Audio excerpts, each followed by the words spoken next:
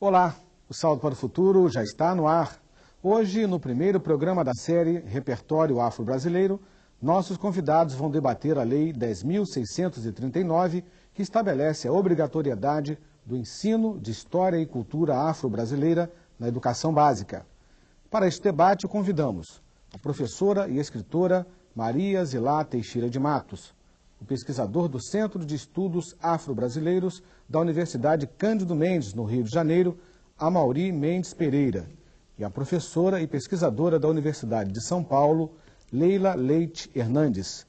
Contamos ainda com a participação da professora de História, Irisnete Santos Melo, direto do estado do Maranhão. Participe você também do Salto para o Futuro. Diversas políticas de reparação, reconhecimento e valorização da população afro-brasileira vêm sendo implementadas, resultado dos anseios sociais dos negros e principalmente dos movimentos organizados. Uma das iniciativas é a Lei 10.639 de 2003, que torna obrigatório o ensino de História e Cultura afro-brasileira e africana na educação básica. Confira. A Lei 10.639, promulgada em 2003, faz parte de um programa de ações afirmativas. Ela é extremamente importante na medida em que a sociedade brasileira reconhece o valor da história e da cultura africana, né, aquela trazida pelos escravizados para o Brasil, e hoje da afro-brasileira, né, dos descendentes destes escravizados. A lei é fruto de uma longa luta do movimento negro, de iniciativas nas prefeituras, nos estados, e hoje a promulgação dela em 9 de janeiro de 2003, ela vem materializar o desejo de muitos educadores, o desejo do movimento negro. É uma lei que, se depender do movimento negro brasileiro, ela vai pegar.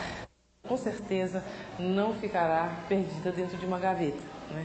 Justamente porque não foi um produto da burocracia, foi um produto das forças vivas da sociedade brasileira. Militantes do movimento negro buscam aliados dentro da escola na luta pela valorização da identidade negra.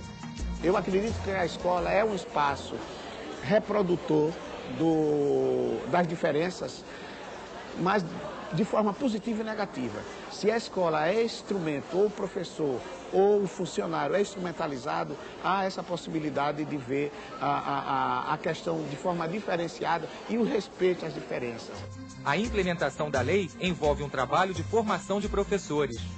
O fator-chave fundamental para que essa lei possa ser bem-sucedida, possa ser uma lei que dá certo, é justamente a formação dos professores. Os professores e professoras serão os atores fundamentais deste processo.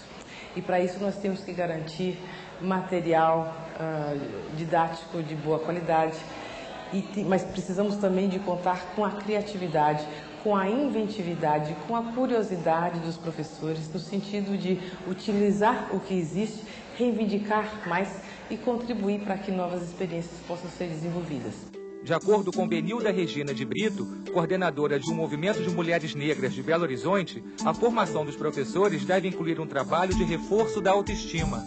O maior desafio é esse: o professor tem que primeiro conseguir se livrar dos seus preconceitos, dos seus medos, da sua baixa estima, para conseguir trabalhar com as crianças. Então é olhar a nossa cara preta no espelho e ter prazer dela e achar interessante, é achar bonito, perceber as nossas potencialidades para conseguir trabalhar isso com as outras crianças. A prática da Lei 10.639 depende de algumas ações. Uma delas é a inserção de material didático pedagógico adequado e voltado para a questão racial no universo escolar, na formação de professores e na formação dos alunos. Outra é incentivo a projetos educacionais que valorizem o combate à discriminação racial e, ao mesmo tempo, garantam que no espaço escolar a diversidade seja respeitada.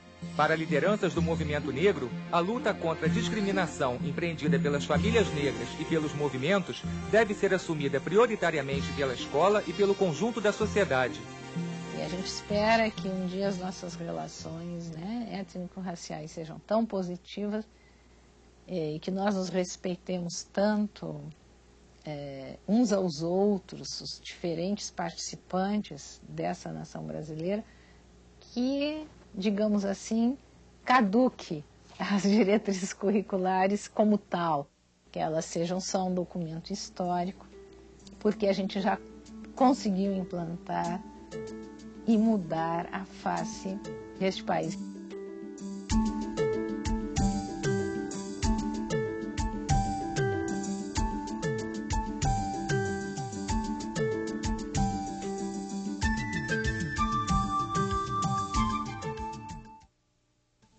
Zilá, Amauri, Leila, obrigado pela participação de vocês. Zilá, você está convencida que a Lei 10.639 veio para ficar? Vai pegar? Vai pegar, eu acredito piamente nisso, porque primeiro que ela foi bem falada aí no vídeo, que ela partiu dos grupos, né? Do movimento negro, estudantes de história também já reivindicavam isso há muito tempo. Então, realmente a lei vai pegar, e fora aí alguns professores que isoladamente faziam um trabalho com relação a essa lei. Então, e essa ideia então já estava pipocando antes da criação da lei. Com a criação da lei ela vai se generalizar e vai pegar. Amauri, vimos no vídeo alguns depoimentos relacionados também à formação do professor. Como é que você analisa essa articulação com a capacitação do professor no terceiro grau, na sua formação, principalmente nesse momento em que estamos no começo da implementação dessa lei? Perfeitamente, é uma etapa crucial, né? Sem formação de formadores de professores, estamos falando aí das pós-graduações, nas universidades públicas principalmente, onde tem pós-graduação, sem essa formação dos formadores de professores e sem uma articulação que trabalhe detalhadamente as etapas, no caso podemos falar assim, história da África, por exemplo. Falta uma articulação hoje ainda dos poucos professores em diversas universidades públicas que trabalham com a temática, que trabalhem profundamente a África em si, não vinculada aos processos posteriores de negros para a diáspora. Né? Da mesma forma que vamos observar que vai faltar uma articulação dos conhecimentos já produzidos, são muitos produzidos no âmbito dos estudos afro-brasileiros, por exemplo, sobre a questão da atualidade da questão racial no Brasil. É muito comum observarmos que se fale assim no senso comum no Brasil, dizer o problema do negro, a questão do negro, não há a questão do negro. O que há é uma situação em que a sociedade brasileira carrega e vem trazendo de longa data profundas desigualdades materiais e simbólicas decorrentes do preconceito e da discriminação racial. É isso que, quando trabalharmos a articulação da produção de conhecimentos, os professores vão formar novos professores, traçar essa linha, uma linha que procure tanto investigar como a história de África em si, né? Ela rende e traz elementos humanos para a formação da nacionalidade brasileira, como também aqui isso se desdobrou, que não foram apenas sobrevivências, arcaísmos, né? Como dizia uma certa sociologia da década de 20, da década de 30 no nosso país, e que há de fato recriações, mas recriações tanto da população negra, mas não só, da interação profunda e intensa na vida nacional de negros e brancos.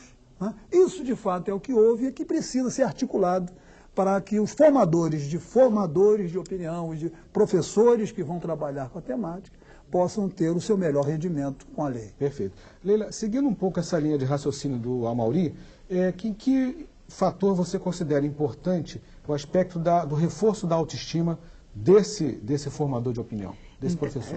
Bom, já que para começar a partir do Amauri, eu vou tomar a liberdade de dizer que eu acho que História da África, que agora está se expandindo e sendo uma disciplina obrigatória em todas as faculdades de História do país, é um movimento recente. Né? Só para se ter ideia, a Universidade de São Paulo começa com História da África em 1998, nesse sentido, eu sou a primeira professora de História da África da Universidade de São Paulo, o que é um absurdo. Uma das primeiras do país. Do país, em 1998. Né?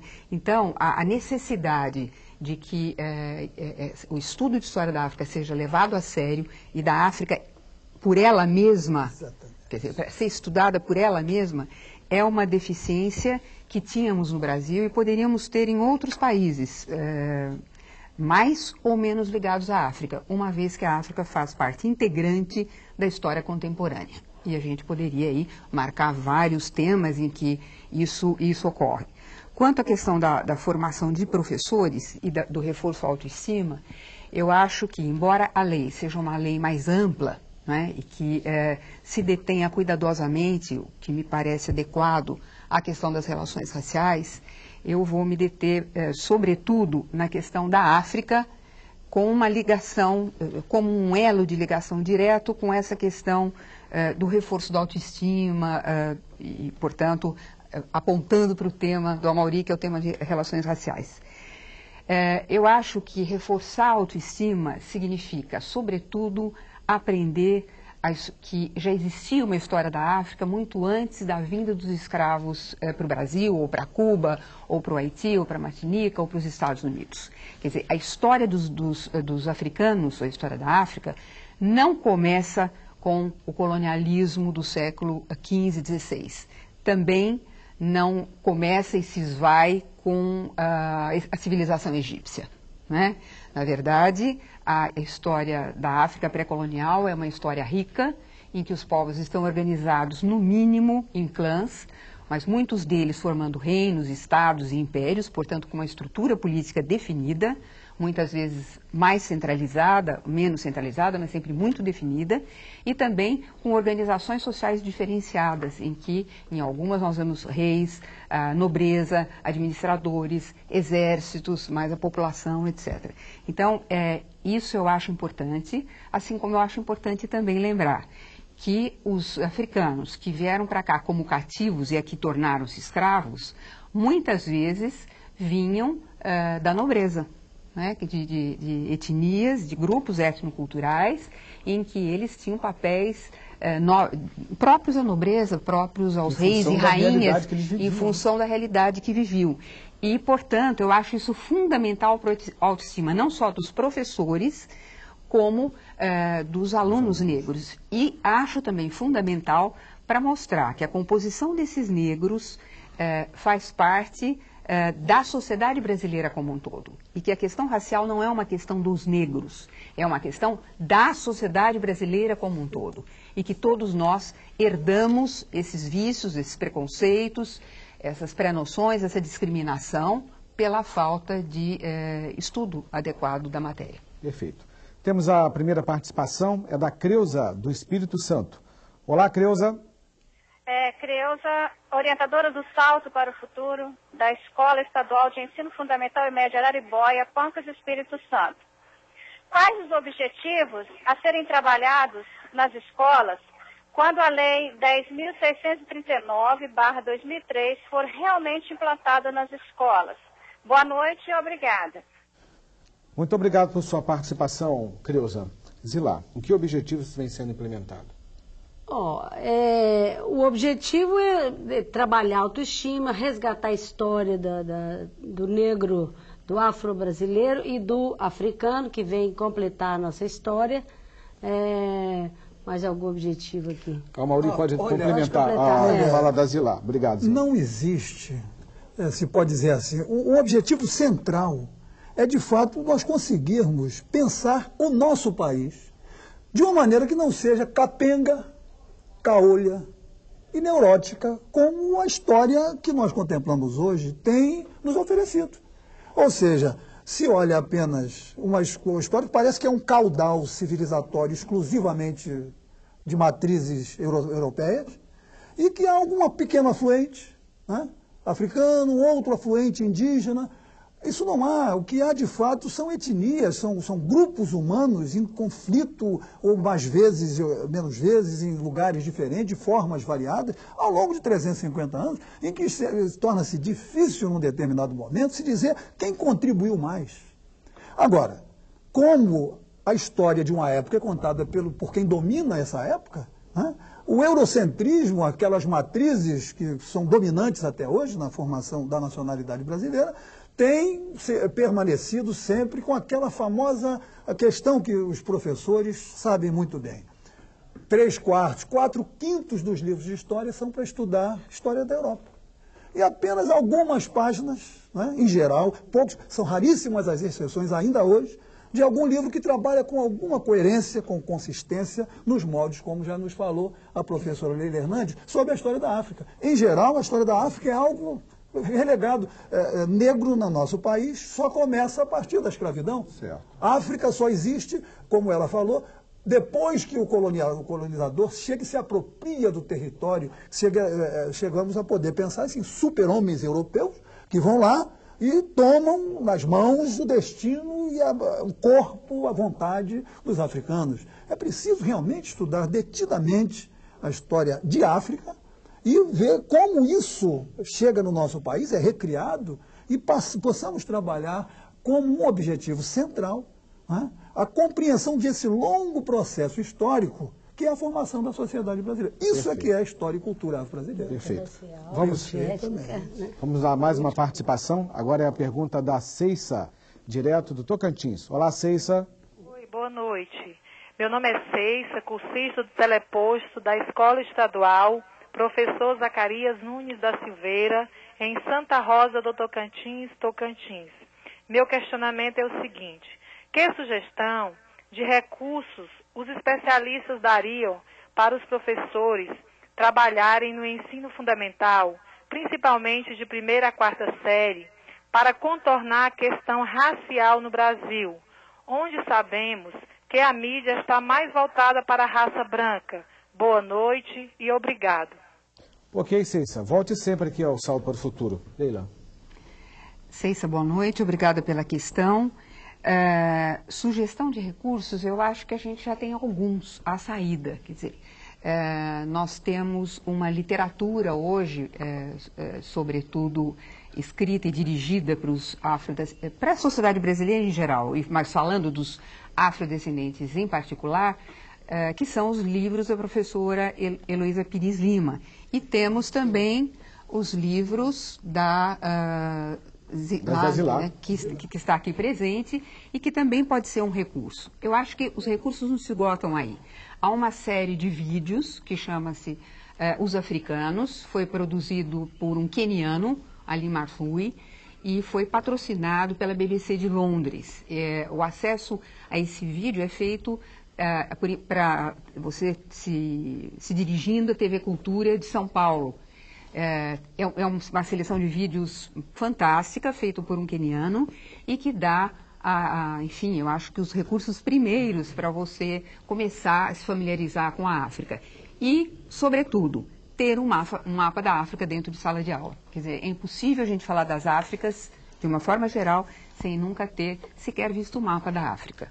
Perfeito. Um minutinho só, professor Amaury e a professora Isla. Já vou passar a palavra para você, um minutinho só. Mônica, você tem participação dos nossos cursistas? Participação da Jode, do NTE de Anápolis, em Goiás. Ela diz que nos cursos de formação de professores de história, os professores formadores ainda não trabalham a história do negro conforme deveria. Ela quer saber o que fazer para que se possa começar a trabalhar isso de fato. Perfeito. Zila, você tem um trabalho, você tem um livro que pode ajudar nessa formação, nesse início de caminhada? Queria que você falasse um pouquinho desse trabalho. Esse livro aqui foram atividades simples que eu fiz na minha escola de periferia. Trabalhei com ele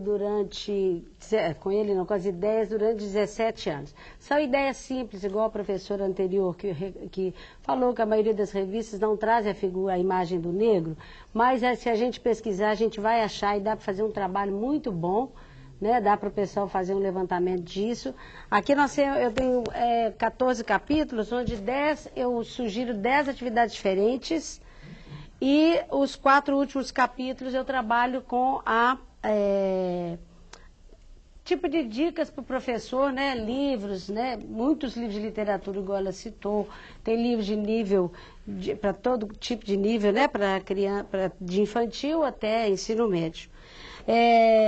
Tem uma atividade interessante também que eu já fiz, o concurso de bonecas para valorizar, relembrar até, né, e valorizar a questão da negritude. Uma atividade diferente, geografia também, localizando as pessoas, as personalidades da nossa história. E essa atividade aqui também, que é uma atividade de filatelia, que para as cidades que tiverem acesso a filatelia, né, as lojas de filatelia ou correios bem organizados, dá para trabalhar.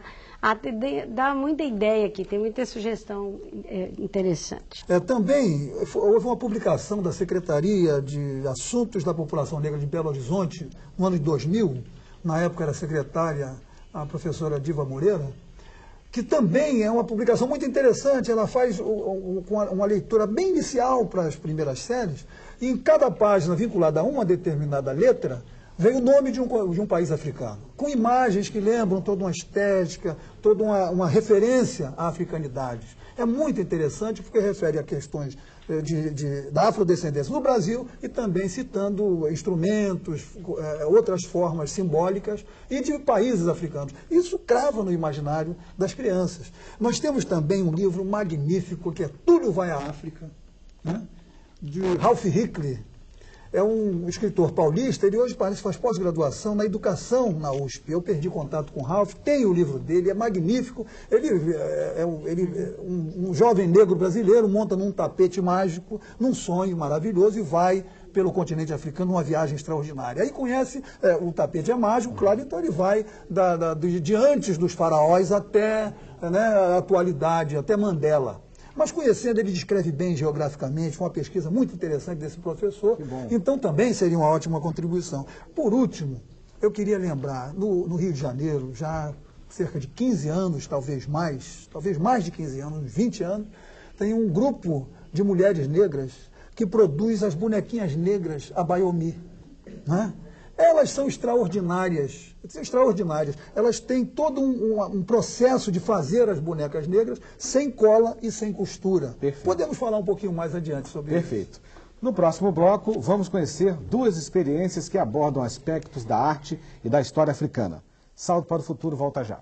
Vamos conhecer no Rio de Janeiro duas iniciativas que contribuem para a preservação da memória afro-brasileira.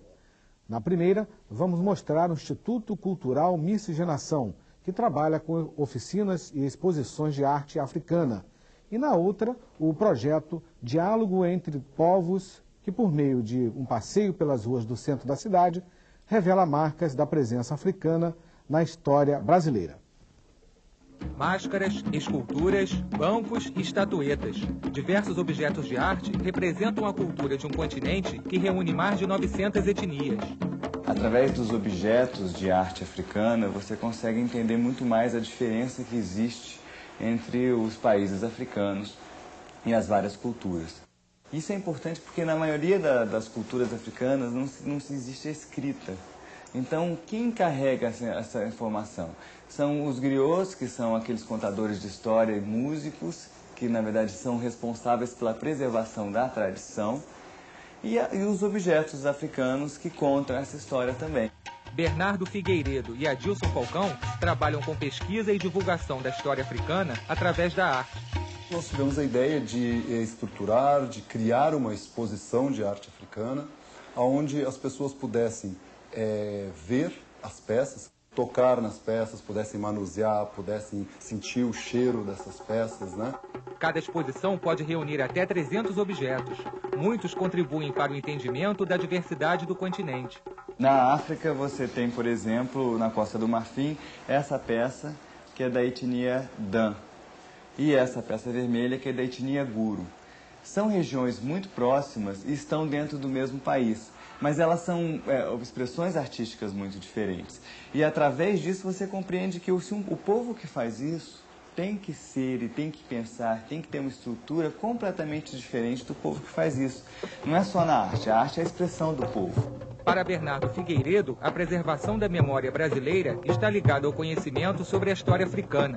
Junto com os escravos vieram uma série de aspectos culturais, sociais, que se impregnaram na nossa cultura, não só como a música e a dança, mas em valores, em coisas que a gente faz que a gente nem imagina que veio da África. E para a gente poder compreender a história brasileira e a cultura brasileira, você tem que compreender a matriz africana também. Cais do Valongo, Pedra do Sal, Zungu, Chafariz do Mestre Valentim.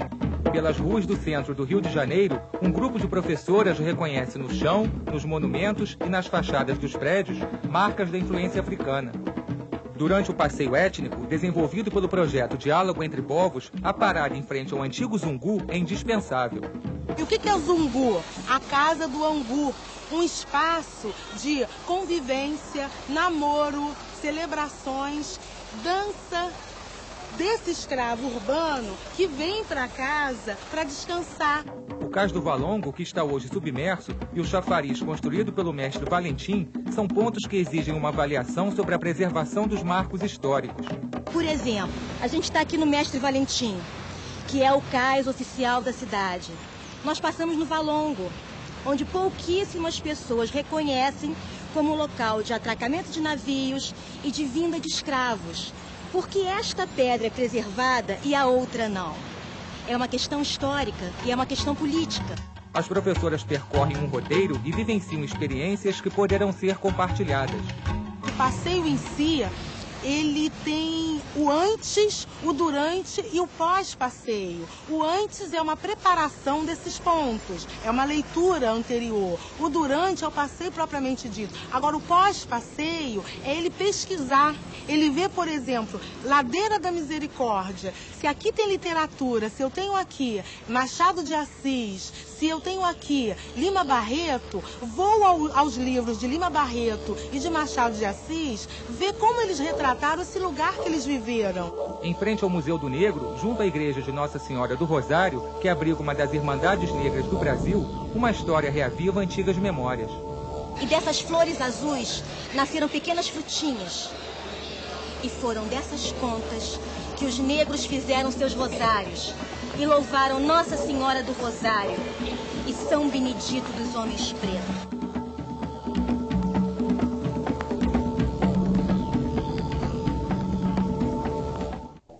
Leila, no tema específico do diálogo entre os povos, que foi o início do vídeo que acabamos de assistir, como é que você situa a questão da heterogeneidade da cultura africana e a chamada diversidade brasileira? Então, primeira coisa é lembrar sempre que se fala da África, que não existe uma África, existem Áfricas. Quando eu falo isso, eu estou querendo passar a ideia de que a África é como se fosse um mosaico heterogêneo de culturas diferentes, né? E culturas aí visto de uma forma bem ampla, né? Eu não estou falando de manifestações culturais, estou falando de culturas realmente. Ou seja, o modo de plantar, o modo de colher, o modo de fazer sua casa, o modo de se deitar, de se casar, de morrer, os funerais, enfim, há toda uma cosmogonia africana, e essa cosmogonia, como o vídeo mostra um pouco rapidamente, mas com toda a clareza possível, é muito rica e é muito diversificada, né? Mesmo dentro de um mesmo espaço geopolítico, no caso Costa do Marfim, ou Mali, ou qualquer outro que a gente queira, Angola, Moçambique, etc. Quando a gente pensa nessas Áfricas e no diálogo entre os povos, geralmente a gente está pensando que esses outros povos, no caso do Brasil, são a minoria indígena e são os portugueses e depois os outros imigrantes, etc. Então aí cria uma questão muito complexa para a gente entender. Por quê? Porque as diferenças são tidas como sinônimo de desigualdades. O diferente é desigual, ou seja, o que vai acontecer? É como se brancos e negros não pertencessem à mesma natureza humana num mundo compartilhado, e como se todos não tivessem o direito básico a ter direitos. Então, eu acho que esse pressuposto é o pressuposto básico de toda uma sociedade para começar a estudar essa relação dos afro-brasileiros na sociedade brasileira como um todo.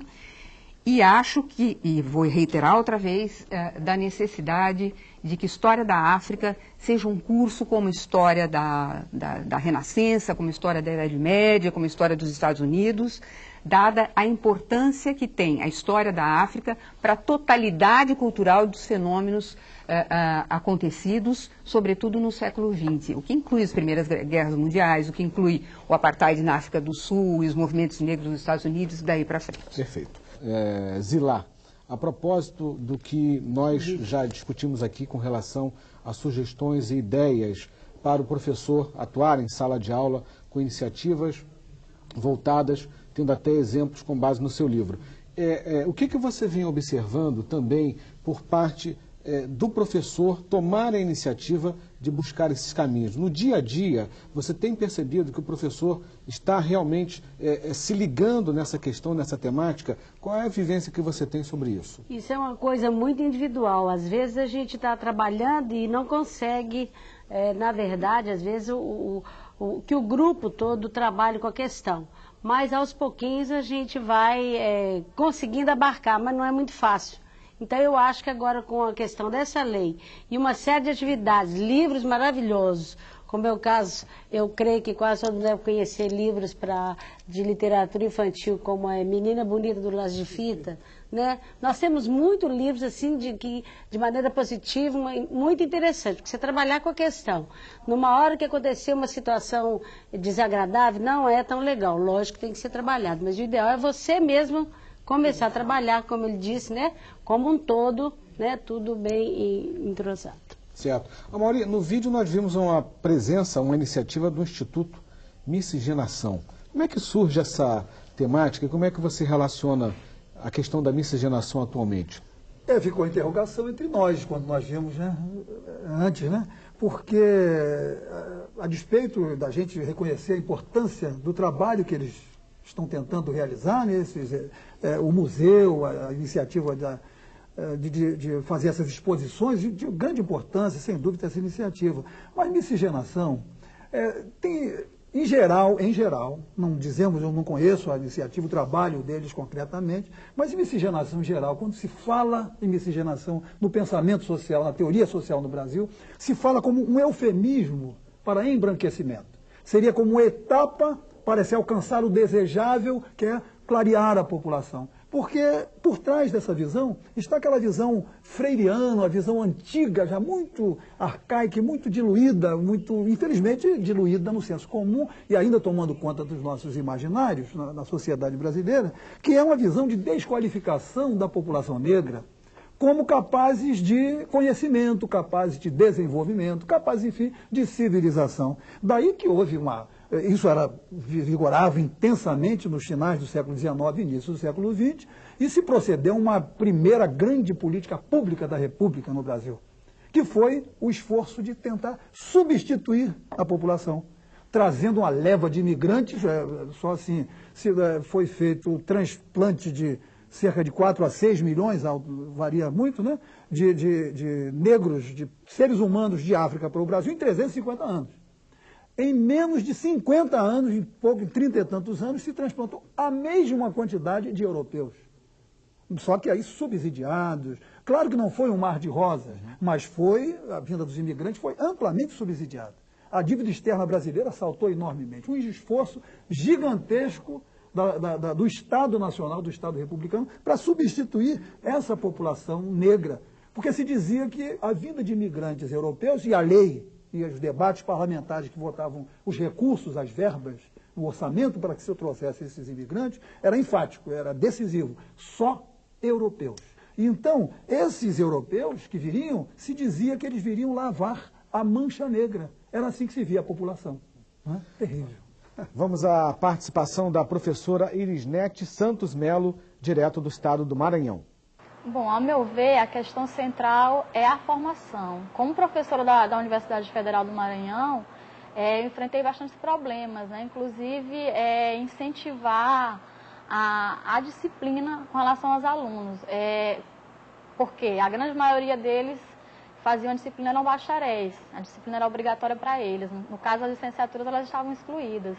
Então, o problema central que eu vejo, que me inquieta bastante, é como gerar um conhecimento básico que não seja folclorizado ou veja o negro como um sujeito vitimizado dentro do ensino médio e do ensino fundamental, haja visto as inúmeras dificuldades da formação. Então, esses questionamentos que a professora Leila levantou, eu acho extremamente interessantes, né? Como trabalhar o ponto de vista da heterogeneidade, como discutir a própria pluralidade cultural, trabalhar com temas dentro da história, tornando esses conteúdos assimiláveis, não repetitíveis, no caso, quer dizer, não tornar os temas simples, né? Trabalhar temas difíceis como a própria existência do homem africano antes de 1500, as culturas, a diversidade, trabalhar com material que dentro da história ele ainda é espinhoso, trabalhar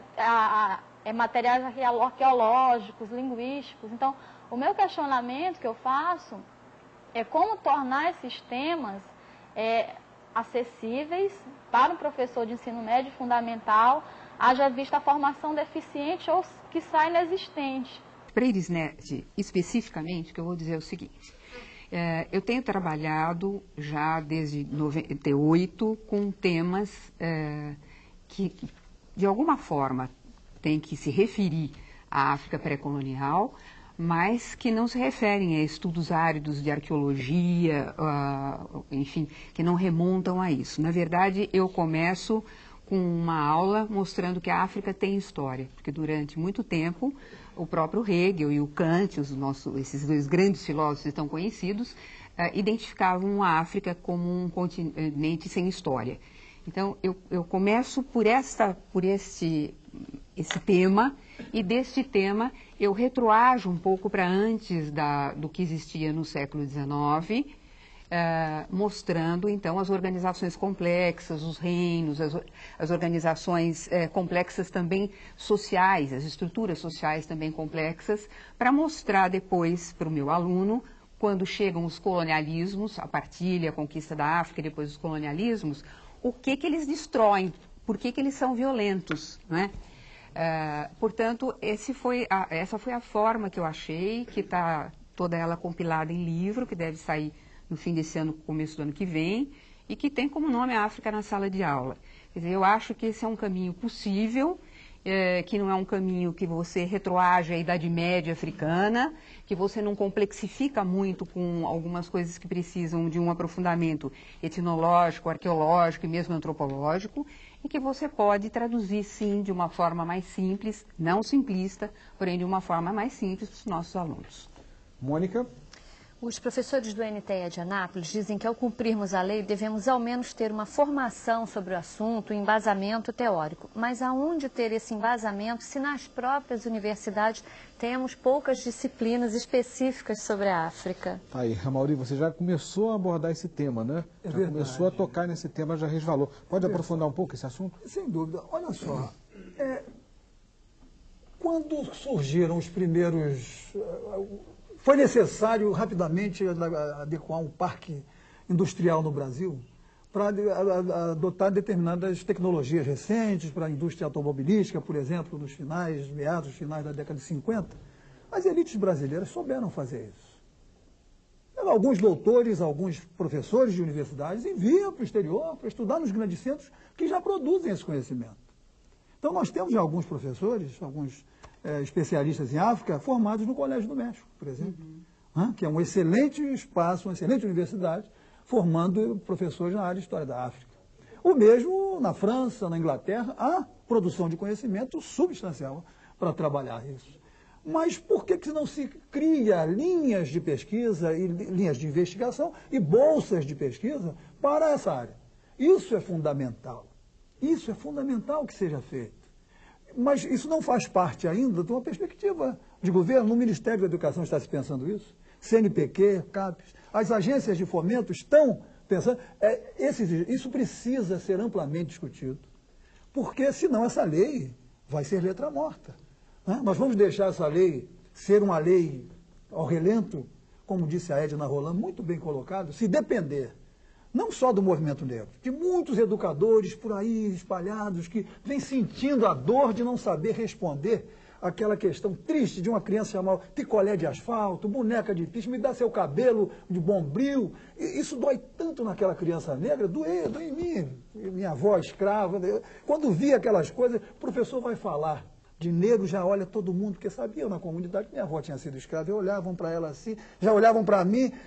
Dava vontade de mergulhar ali, sumir, nunca mais voltar. Então, esse tipo de constrangimento, né, para que seja possível produzir um conhecimento amplo, com facilidade, como a professora Leila já se estendeu aqui, é preciso ter especialistas e quantidade desses especialistas. Isso não tem sido ainda, infelizmente, trabalhado de maneira articulada. Nós precisamos que isso seja feito com urgência. A participação agora da Ildaci de Goiás. Olá, Ildaci. Oi, sou Ildaci Santos Valverde, professora do Colégio Raimundo Rocha Ribeiro, telecursista do Teleposto de Afiara, Goiás. A pergunta é: o que fazer para conscientizar a criança negra do seu papel na sociedade, desmistificando que o negro só serve para ser escravo? Boa noite e obrigada. Muito obrigado a você, Ildaci. Volte sempre aqui ao Salto para o Futuro. Zilá. A gente pode trabalhar com várias atividades. Uma delas é essa, por exemplo. A criança negra tem que se sentir representada na escola, quer seja no mural, num cartaz, mandar as crianças pesquisarem, porque está cheio de pessoas negras que ela vai se ver na televisão, mandar os alunos fazer alguma atividade, assim, estou dizendo para criança menorzinha, né?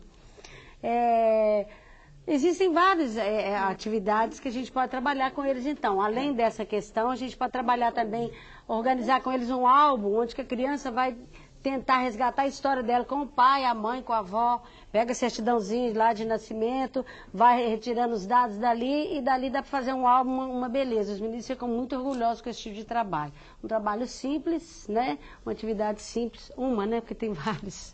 Nós voltamos ao Maranhão para outra participação da professora Irisnete. Bom, eu queria do grupo sugestões de bibliografia para nós professores, que vamos trabalhar com a disciplina, né, de forma prática, dentro da historiografia. Se esses professores teriam sugestões a dar. Ok, Irisnete. O professor Amaury já citou alguns livros, né, já fez algumas abordagens. Teria algo a acrescentar nessa linha, professor? Não, eu queria deixar... Ou se a Leila também tiver algum livro para citar. Bem claro para nós, é importante que educação sem discriminação, educação que promova efetivamente a igualdade racial, não seria uma educação para dar autoestima para a criança negra. O foco não é o negro. A criança negra não tem problema. O foco é a sociedade brasileira. Que tipo de relação se estabelece numa sala de aula entre crianças mais claras e mais escuras? Esse que é o foco. Então, se nós pensarmos que vamos educar crianças negras para a igualdade, e as crianças brancas? Vamos permanecer nesse paradigma de que o problema é o negro? O problema não é o negro, o problema é da sociedade brasileira mudar esse paradigma. São crianças em processo educativo e assim têm que ser vistos. Então, todos têm valor. Aí o que a Idaci falou antes... reifica o negro, né? Perfeitamente. Reifica o negro. O negro sempre está estático na história, como ser humano, que é incapaz de desenvolvimento, e de quem se fala normalmente como um objeto, algo parado no tempo. Nada disso. Então, por exemplo, a Idaci falou com muita clareza, a autoestima da criança negra precisa ser desenvolvida, e a da criança branca também, não como hierarquizados. Não, a criança branca sempre se sentindo à vontade, ela não é tematizada, e a criança negra sendo tematizada, não. A questão central é conseguirmos sair desse paradigma que o problema é a criança, é a vitimização da criança, a Inaldete falou muito bem. Perfeito. Não se trata de vitimizar o negro. Não, o negro é agente de história, sujeito de história em todas as épocas. Perfeito. Isso é que é preciso mostrar, né? Hora de fazer uma pausa e depois do intervalo, nossos convidados fazem as suas considerações finais sobre o encontro de hoje. Você acompanha o primeiro programa da série Repertório Afro-Brasileiro. E a partir de agora, nossos convidados destacam os principais pontos do debate de hoje. Zilá, suas considerações finais. Eu gostaria apenas de lembrar que todo professor, ao trabalhar a questão dos afro-brasileiros, deve se lembrar, procurar sempre encaixar os valores éticos fundamentais, né? Trabalhar com eles, permeando todo o assunto. Não vou nem especificar de afro-brasileiro, não, falar da população brasileira em geral, trabalhar com isso. Não esquecendo de trabalhar a questão do respeito, né, de justiça histórica, não esquecendo também de lembrar da equidade, a gente tem que falar nisso, porque, na verdade, enquanto a população negra está com os piores índices sociais, né? A gente, na verdade, tem que investir bastante nisso aí, até na autoestima da criança negra. Não estou querendo brigar com o professor Mauri, não, mas é apenas isso, a questão da equidade só. Até, vamos supor que haja um certo equilíbrio, né, se seria o correto. Outra coisa, não, seria só desses valores mais fundamentais. E eu gostaria apenas de deixar, se alguém interessar por esse livro é para professores, não é direto para criança, e é encontrado na editora Masa, em Belo Horizonte. Perfeito. Tá? Obrigado, Zilá. Amaury, suas considerações finais. Sem dúvida que é preciso, nesse momento, por exemplo, as bonecas Abayomi, que pudessem circular amplamente, que essa imagem negra venha preencher o cotidiano das escolas. Né? Aquele clássico Dia das Mães em que não há mural, as próprias crianças negras muitas vezes pressionadas, o constrangimento da inferiorização que ela vê desde pequena, sofrer a imagem do negro, então coloca a sua própria mãe como tira da revista uma colagem, algo branco, de uma mulher branca. Isso, claro, que tem que ser enfrentado, sem dúvida, a professora Zilá tem toda a razão. Mas nós temos que ser, ao mesmo tempo, superar essa forma de focar o negro. Porque quando nós trabalharmos história e cultura afro-brasileira, nós não vamos poder falar de uma história do negro no Brasil, separada de uma história do Brasil. O que há, história e cultura afro-brasileira, é um entronhamento que precisa ser largamente, amplamente investigado nas suas variedades regionais, nas suas a questão de gênero tem que atravessar isso aí. Mulheres negras longamente foram estruturas familiares desde longo tempo. Então, a história e cultura afro-brasileira, na verdade, é uma história do Brasil com a população negra, eventualmente em situações de destaque, que vão dar essa autoestima a longo prazo, a médio prazo, para a população negra, para a criança negra. Assim como existe uma história do Brasil, do negro, separada da história do Brasil. Isso é crucial, trabalharmos essas questões de curto prazo, a autoestima de crianças negras, mas também quebrar aquela naturalização da superioridade das crianças mais claras. Perfeito. Obrigado, Amaury. Leila, suas considerações finais. Então, como considerações finais, eu queria primeiro falar sobre uma pequena bibliografia que foi pedida há pouco, sobre a história da África. Então, para a gente começar de uma forma um pouco mais acessível, eu vou citar 2 livros. Um deles é do Kizerbo, que é um autor africano, e que escreve 2 volumes de História da África Negra. É um livro que costuma ter nas bibliotecas, de uma forma geral. Eu sei que tem na Biblioteca da Universidade de São Paulo, Departamento de História mesmo tem, de Ciências Sociais também, e que talvez via internet se consiga aí, ter acesso ao material. Um outro livro para você começar é do Roland Olivier, que é um livro que fala sobre a experiência africana. É editado pela Zahar, do Rio de Janeiro, e também é um livro muito acessível, que costuma ter nas bibliotecas de uma forma geral. Eu começo por aí, vou puxar um pouquinho a sardinha para o meu lado, vou dizer que a partir do começo do ano que vem vocês vão ter também o meu livro, África na Sala de Aula, que pretende também contribuir nesse debate. Queria deixar como considerações finais uma coisa que meus colegas já disseram, mas que eu queria reiterar ainda uma vez mais, porque eu acho que a repetição aqui se faz necessária.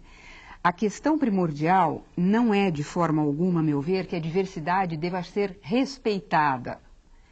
A diversidade deve ser desmontada, a diversidade, como termo intercambiável, como sinônimo de desigualdade. Né? E isso em todos os sentidos, não só com a criança negra, como com a criança judia, com a criança japonesa, etc. Ou seja, lembrarmos sempre que todos pertencem à mesma natureza humana e que têm a possibilidade conjunta de compartilharem uma mesma história. No nosso caso específico, da história do Brasil. Perfeito.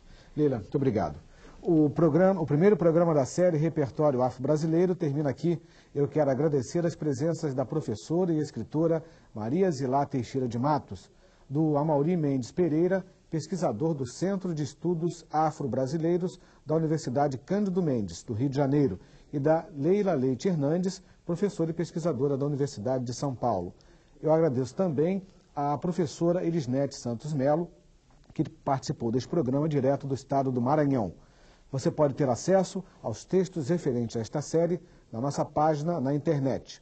Anote o endereço: www.redebrasil.tv.br/salto. Amanhã vamos debater a imagem dos afro-brasileiros presente nos livros didáticos e de ficção. Mas antes de encerrar o programa, vamos conhecer um pouco da história de Francisco de Paula Brito, letrista, poeta, tipógrafo, livreiro e jornalista. Este brasileiro teve papel destacado na cena cultural e intelectual da corte. Francisco de Paula Brito é carioca, nascido nos primeiros anos do século XIX, filho de um carpinteiro e de uma dona de casa. Na juventude, foi aprendiz de tipógrafo, o que o levou a trabalhar no Jornal do Comércio, no Rio de Janeiro. Foi diretor das prensas, redator, tradutor e contista. Onde hoje fica a Praça Tiradentes, no centro do Rio, Paula Brito inaugurou uma livraria que se tornou ponto de encontro de intelectuais e músicos. Ao lado de outro Francisco, o Manuel da Silva, autor do hino nacional, Paula Brito criou o famoso Lundu da Marrequinha, tornando-se um dos principais divulgadores deste gênero musical tipicamente brasileiro. Entre as muitas contribuições de Francisco de Paula Brito para a cultura e a literatura nacional, destaca-se o investimento em novos talentos. Foi em sua revista Marmota Fluminense que o então jovem Machado de Assis publicou seu primeiro trabalho, o poema Ela.